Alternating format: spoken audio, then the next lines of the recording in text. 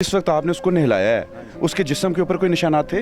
ਉਹਦੇ ਜਿਸਮ ਤੇ ਇਸ ਜਗ੍ਹਾ ਤੇ ਸੀ, ਉਧਰੋਂ ਦਿਲ ਤੇ ਜਦੋਂ ਪੋਸਟਮਾਰਟਮ ਕੀਤਾ ਇਹਨਾਂ ਰਿਪੋਰਟ ਉਸ ਟਾਈਮ ਡਾਕਟਰ ਨੇ ਸਾਨੂੰ ਕਿਹਾ ਵੀ ਇਹਦਾ ਦਿਲ ਜਿਹੜਾ ਨਾ ਉਹਦਾ ਖੂਨ ਹੈ ਉਹਦੇ ਪਾਸੇ ਫਟਿਆ ਹੈ ਜਾਂ ਜਿਸ ਤਰ੍ਹਾਂ ਵੀ ਨਲਾਂ ਵਾਲੀਆਂ ਸੱਟਾਂ ਨਾ ਮਾਰੀਆਂ ਇੱਥੇ ਠੁੱਡਾ ਮਾਰਿਆ ਨਾ ਤੇ ਜਦੋਂ ਅਸੀਂ ਇੱਥੇ ਨੂੰ ਆਇਆ ਹੈ ਨਾ ਤੇ ਉੱਥੇ ਇੱਥੇ ਨਿਸ਼ਾਨ ਆਇਆ ਉਧਰੋਂ ਨਲਾਂ ਤੇ ਨਾ ਅੱਲਾ ਜਾਣੇ ਕਿਸੇ ਨੇ ਠੁੱਡਾ ਮਾਰਿਆ ਜਾਂ ਜਿੰਦੇ ਨਾਲ ਉਹਦੀ ਡੈਥ ਹੋ ਗਈ। 3-4 ਘੰਟੇ ਲਾਸ਼ ਹਸਪਤਾਲ ਉੱਤੇ ਪਈ ਰਹੀ ਹੈ।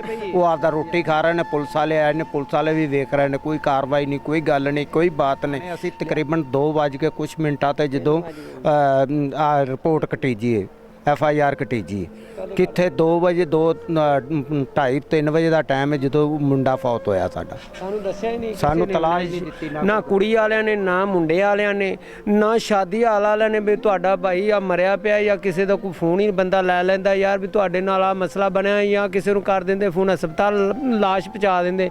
ਕਿਸੇ ਨੇ ਸਾਹਸ ਨਹੀਂ ਕੀਤਾ ਹੈਗਾ, ਕਾਰਵਾਈ ਉਸ ਟਾਈਮ ਕੀਤੀ ਨਾ ਕਿਸੇ ਨੇ ਵੀ। ਲਿਹਾਜ਼ਾ ਕਿ ਜਦੋਂ ਸਾਡੇ ਨਾਲ ਤਾਵਣ ਹੋਇਆ ਨਾ ਉਸ ਤੋਂ ਬਾਅਦ ਸਾਡੇ ਨਾਲ ਬੋਲੇ ਨੇ। ਕੱਲ ਵੀ ਅਸੀਂ ਨਿਊਜ਼ ਵਾਲੇ ਆਏ ਸਨ ਤੇ ਅਸੀਂ ਕਿਹਾ ਵੀ ਸਾਡੇ ਨਾਲ ਉਹਨਾਂ ਪੁੱਛਿਆ ਵੀ ਕੋਈ ਤਾਵਣ ਕੀਤਾ ਇਹਨਾਂ ਨੇ ਜਾਂ ਪੁਲਿਸ ਵਾਲਾ ਆਇਆ ਵੀ ਅਸੀਂ ਆਖਿਆ ਨਹੀਂ, ਰਾਤੀ ਸ਼ਾਮ ਵੇਲੇ ਆਏ ਨੇ।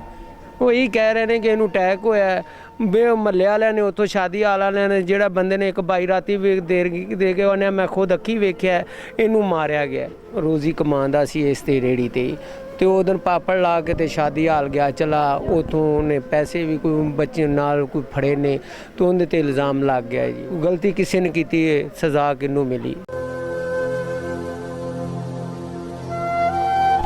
ਔਰ ਅਸੀਂ ਅੱਖੀਂ ਨਹੀਂ ਵੇਖਿਆ ਕਿੰਨੇ ਮਾਰਿਆ, ਸਾਨੂੰ ਤਾਂ ਇਨਸਾਫ ਦਿੱਤਾ ਜਾਵੇ।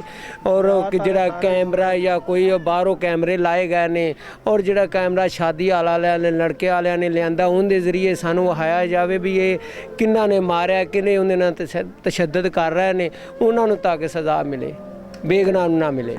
आप अंदाज़ा करें कि हम लोग कितने बेहिस हो चुके हैं। इस झोंपड़ी में रहने वाला बंदा और उसके ऊपर चोरी का इल्ज़ाम आ जाता है। आप देखें उसके अभी कपड़े भी अभी तक उसके इस वक्त लटक रहे हैं, नीचे मशीनें पड़ी हैं, उसका संदूक देखें, संदूक की हालत देखें। और इसके ऊपर इल्ज़ाम लगाया जा रहा है कि ये मोबाइल चोरी कर रहा है, जो कि अपनी बहनों की कफ़ालत कर रहा था, अपनी शादियाँ की हैं और अपनी शादी की तैयारी कर रहा था। ये देखें उसका टेबल, ये देखें उसकी अलमारी देखें जिसमें वो अपनी चीज़ें रखता था, छत का हाल देखें,